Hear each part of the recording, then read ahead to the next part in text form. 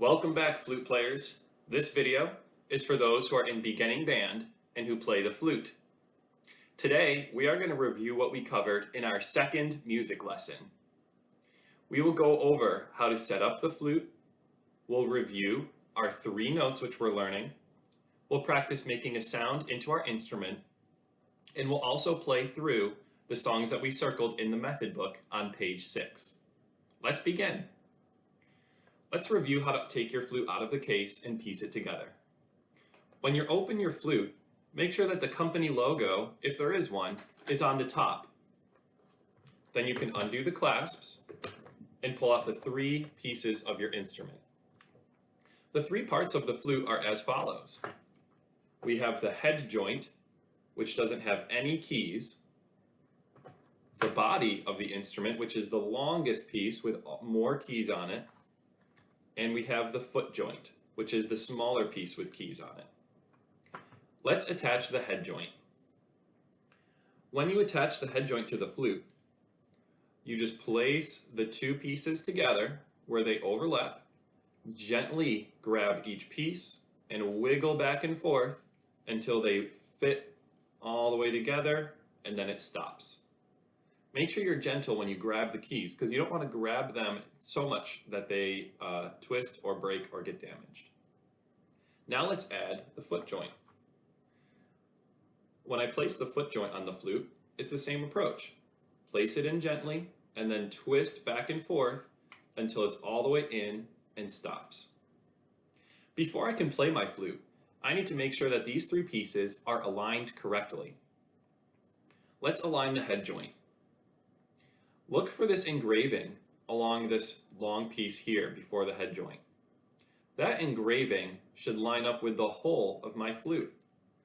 I need to rotate the head joint just a little bit so that this engraving lines up with the hole where I blow into my flute. My instrument also has a second little engraving there, which I can also use as a 3rd point to line up my instrument. Let's align the tail piece, or the foot joint. You might think that it would make sense to line up the 2 poles of the foot joint and the body together, but that's actually the incorrect way to line up the flute. We want to make sure that the pole on the tail piece points to the center of the keys. That means I need to twist the foot joint until the pole points straight toward the center of these round keys. The foot joint pole points straight toward the center of these round keys. My flute is now ready to play. Let's review how to play our first 3 notes and practice getting a good sound out of our flute. When you hold your flute, you hold it off to the right side of your body. Your left hand faces towards you. Think of using your left hand to say hello to yourself. Then you can grab the flute. Your right hand waves away from you, or your far hand. I will refer to these as either your left hand or your close hand, meaning close to your face or close to your mouthpiece, and your far hand, or your right hand, the hand farther from your face. Remember, wave your right hand, your far hand, away from you, because that hand goes on the other side of the instrument.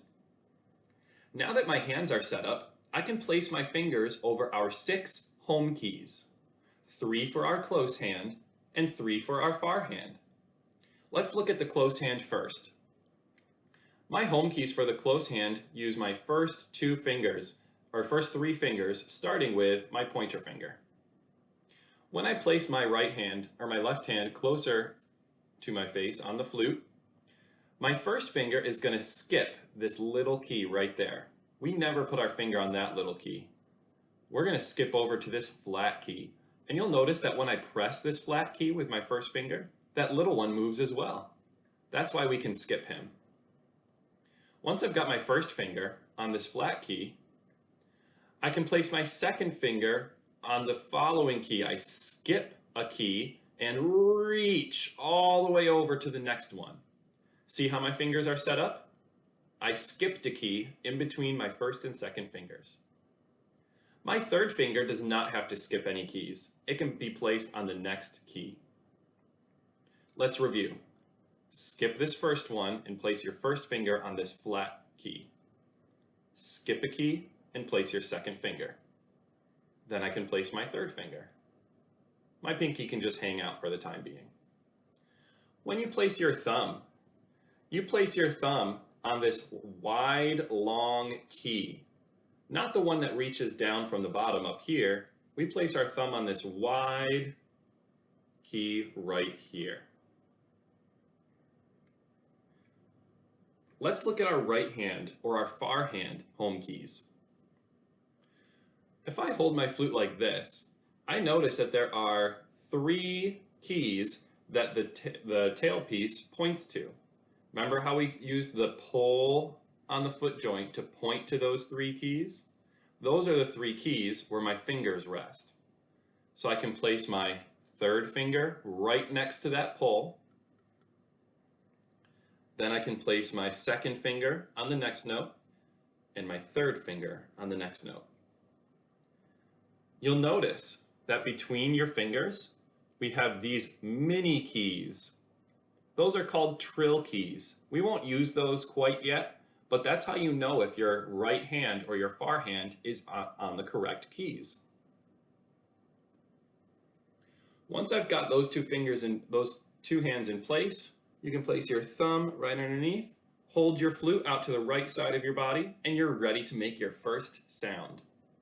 When you hold your flute up to your mouth, it does not have to be straight across in the air. It can be at a little bit of a tilt. Make sure your arms aren't squeezed into the sides of your body, because then your lungs won't be able to fill up as big as we can get them. When we blow into our flute, we use what's called a balloon breath. Think of your lungs as a small shriveled up balloon. When you breathe in, you want to fill that balloon as much as you can. The longer and the bigger of a breath you take, the longer and the clearer of a sound you can produce.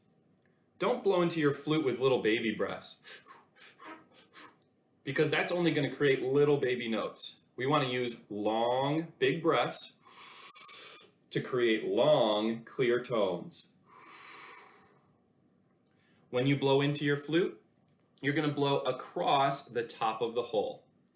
I usually do this by resting the hole on my lip and rolling the flute out. Now that hole, as you can see, is resting in front of my lip. I'm not blowing into that little hole. I'm rolling it down over my bottom lip, and now I can make an M shape with my lips, M, to flatten them out. And then I can push the air just through the gap of my lips by going. Try it with me without the flute. Big balloon breath. Big balloon breath, one more time.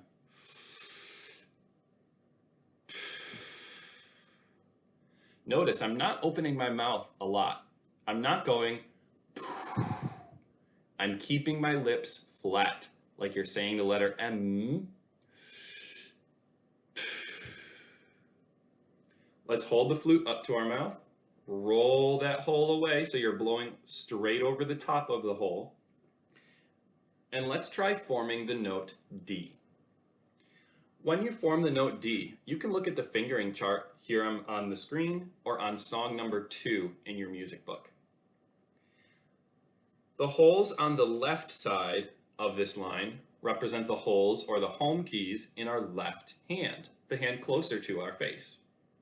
The holes on the right side of the line represent the home keys in our right hand, farther from our face. Looking at this fingering chart, these filled in circles represent all the keys I need to press. In my right hand, I need to press all 3 keys. 1, 2, 3. In my left hand, I only need to press the second 2 keys. So I can leave my first finger up and I can press 1, my second finger, and 3, my third finger. Don't forget to press that long key with your thumb. To play the note D, I'm holding down all my fingers except my pointer finger and my pinkies. Let's try forming a sound on D. Big breath.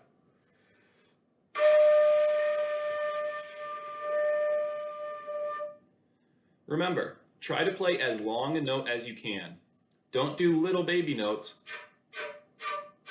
because that won't give you a good tone.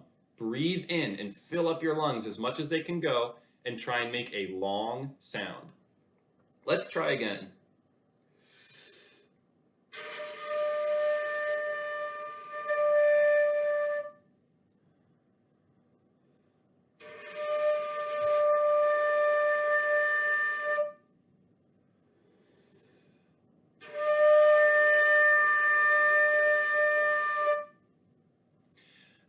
Try to time how long you can hold a sound on the flute each time you practice. I bet you'll notice that week after week, you'll be able to hold a note for longer and longer as your lungs get stronger. Let's review our other two notes. The next note we learned is our note C.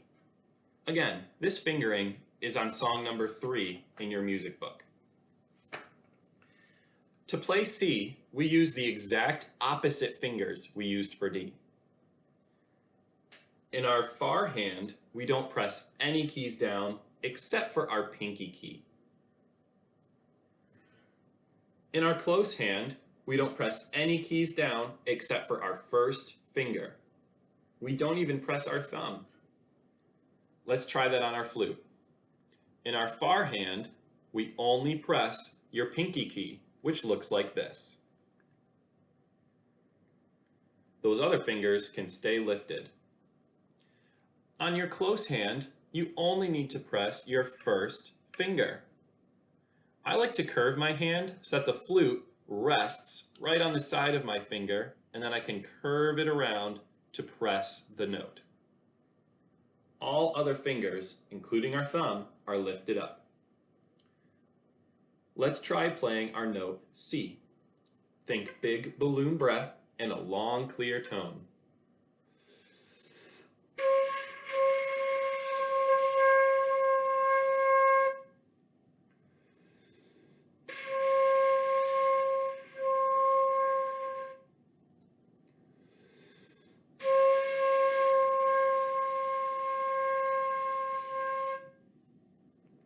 If you're hearing a sound that's really high and squeaky, let me see if I can try and get it out. If you're hearing that loud squeaky sound, that means you're pushing your air too fast over the hole of the mouthpiece. You need to use your same lip position saying M, but instead of pushing the air really, really fast, just try blowing a little more gently.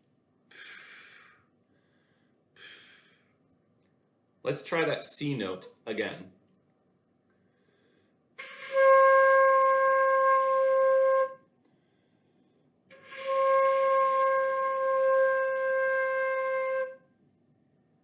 Nice job. Let's try our third note, and then we're going to play through the songs in our lesson book. Our third note on flute is B flat. The fingerings for B flat are really wacky. We only have our first fingers in each hand. After placing down your first finger in each hand, first finger in the close hand, first finger in your far hand, we also need to press your thumb and your pinky. So I've got my first fingers pressed, I add my thumb, and I add my pinky. Let's double check we've got B flat set. First fingers, thumb, and pinky. Let's try playing B flat. Remember to blow a gentle note.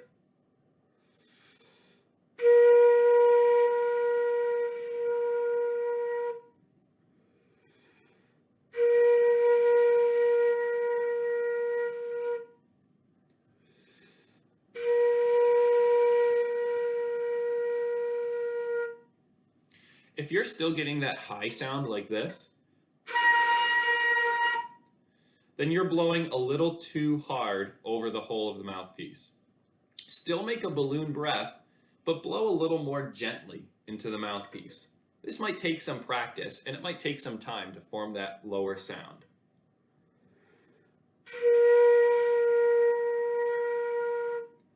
A nice gentle breath over the sweet spot of the hole will get a nice clear tone. You might need to experiment finding where that sweet spot is. You can try rolling that hole away from your lips, rolling it a little closer to your lips while you blow until you find that sweet spot. Let's try B flat one more time.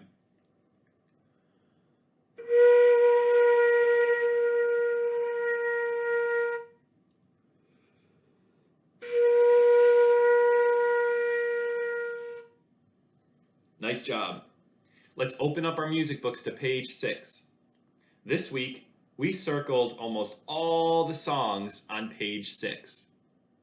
I'm going to start with song number 6. On your practice checklist on our Google Classroom, it says to play through each song a couple times in a row. That's what's called good practicing.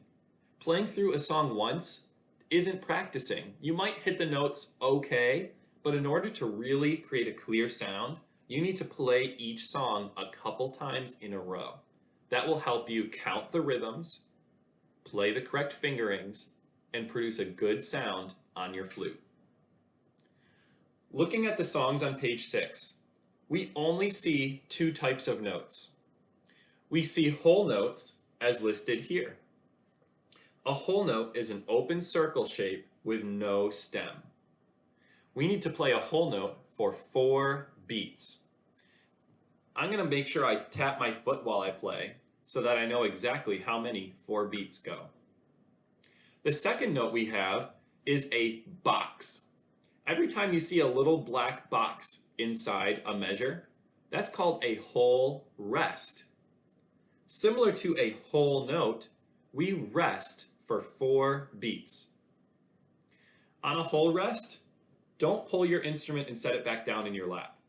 Keep your flute up at your mouth, ready to go, because we need to make sure that we're taking a deep balloon breath during that rest so that we can be ready to play the next note when it comes. Let's look at song number 6. Song number 6 starts on B flat.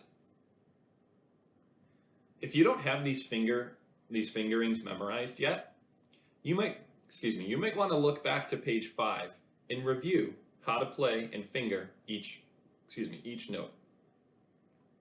Here's song number 6. We start on B flat for a whole note for 4 beats. Then we rest for 4 beats, and then we play C. Then we rest for 4 beats, and then we play D. Let's start on song number 6. 1, 2, ready, go. Rest, 2, 3, go. Rest, 2, 3, and D. Rest, 2, 3, and C. Rest, 2, 3, B flat.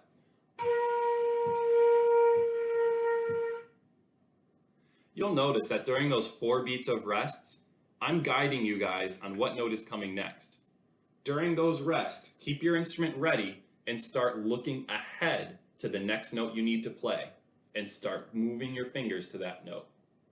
Notice, I didn't wait till I had to play the note to take a breath and move my fingers. During those 4 beats of rest, I'm moving my fingers to the correct position and I'm taking my balloon breath so that when that note comes, I'm already ready to go. As you're practicing, play through those songs a couple times in a row. I'm only going to play through each song 1 time today. Let's look at song number 7. Third time's the charm. This song starts on our D music note and then goes down. Do you remember how to finger D?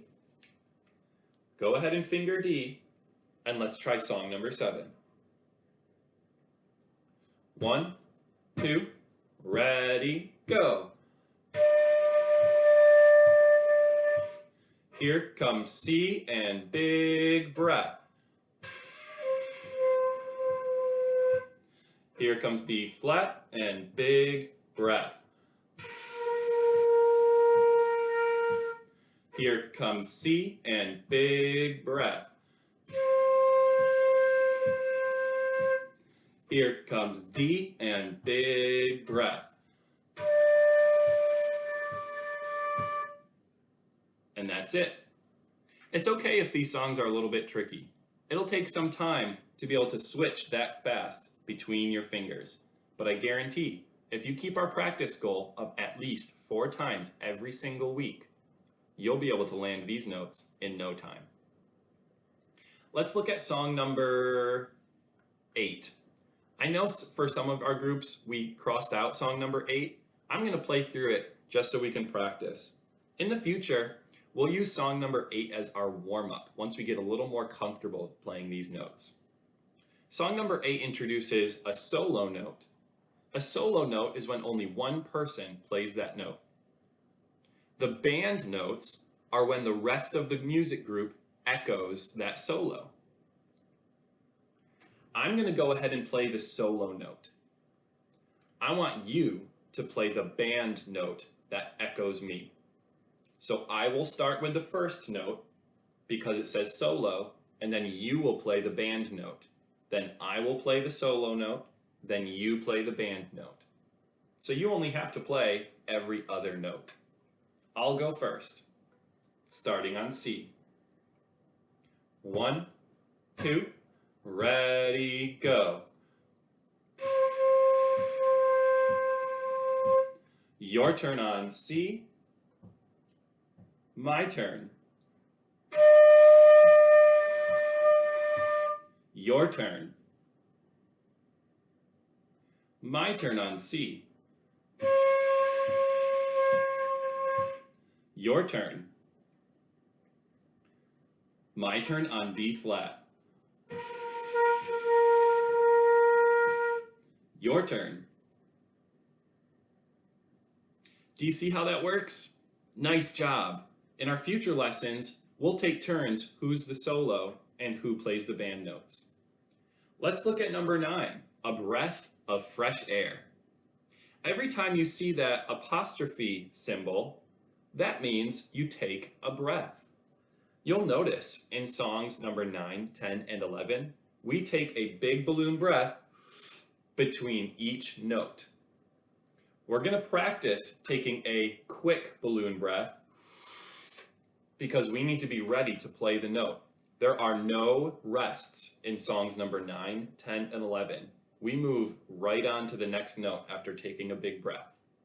This is going to be tricky, so it'll take some practice, but you'll get it. Let's go ahead and try song number 9, starting on D. Don't forget to breathe in between each note. 1, 2, ready, go. Breathe.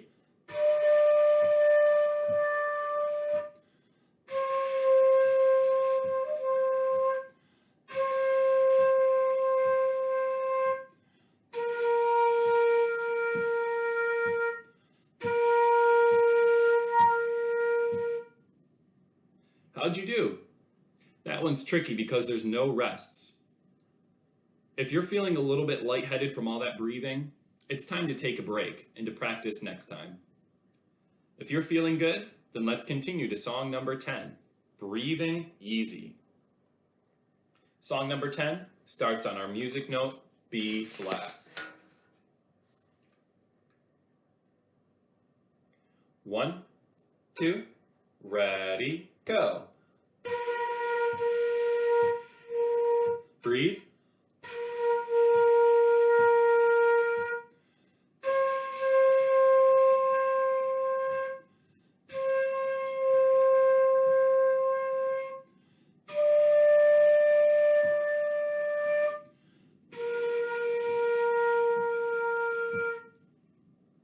That ending was tricky because we went from D to B flat. You might need to go back and try that one a couple more times. Here's number 11, 3 Easy Does It. Number 11 starts back on our music note D.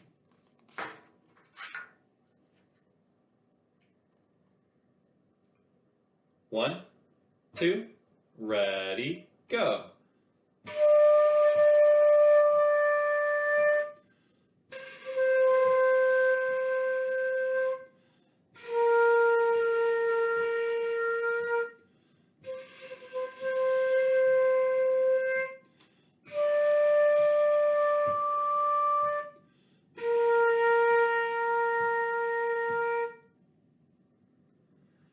Nice job, you guys. These songs are not easy.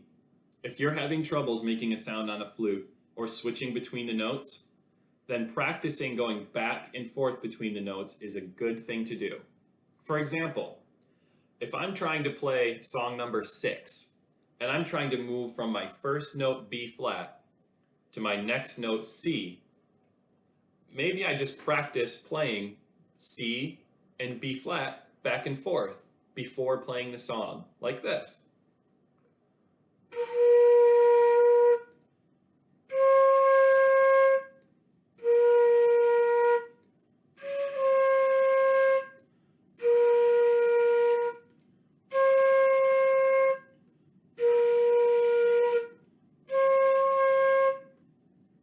Once I can move comfortably between the two notes I'm struggling with, now I can play that version of the song. Maybe you're struggling between going from D to C. Then before you play the song, a good practice strategy is to go back and forth between those two notes that you're struggling with, like this.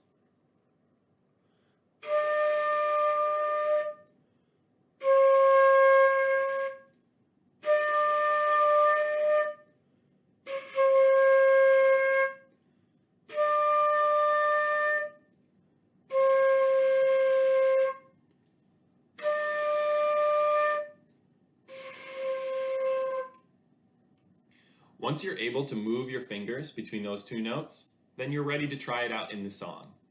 Remember, if you're ever struggling remembering the fingering, you can always look back to the fingering charts on page 5. If you're having trouble moving from one note to the next, then practice going back and forth between those two notes before playing the song. It will take a few times in a row of playing the song in order to get it right. And you might not even get it right the first time you practice it. That's okay. These things take time. So be patient. You can do this. I've worked with you guys in lessons, so I know that each of you can produce a good sound and can play each note correctly. Now it's up to you to keep up with practicing those fingerings, practicing those big balloon breaths, and practicing a clear tone through your flute.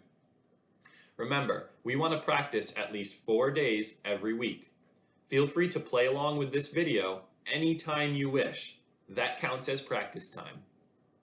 That's all I have for today, friends, so I will see you at your next music lesson. Bye-bye.